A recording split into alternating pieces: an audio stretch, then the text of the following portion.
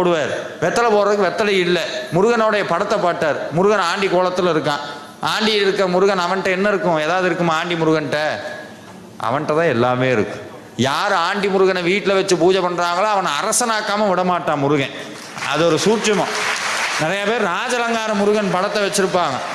அதில் ஒரு ஆசை என்னது, நம்மளும் ராஜா மாதிரி இருக்கணும். பழனி மலையில் ஏறும்போதே கேட்குறானே, மேலே சாமி எப்படி இருக்கிறாரு? அப்படி இருக்காரா? ராஜாவா? வாயில குறி சொல்லக்கூடாதான். ராஜலங்காரத்தில் இருக்காரா? ஆண்டியா இருக்காரா?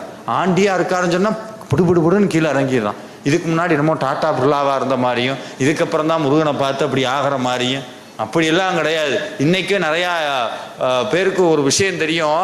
நகரத்தார்னு ஒரு சமூகம் இருக்கிறாங்க. இன்றைக்கி வெளிநாட்டில் இருக்க பெரும்பான்மையான முருகன் கோவிலை கட்டினது பூரா அவங்க தான். அந்த கோயிலில் அவங்க வழிபடுறது பூரா யாருன்னா ஆண்டி முருகனை தான் பூஜை பண்ணுவாங்க. அவங்க தான் இன்றைக்கி செல்வ குவியலினுடைய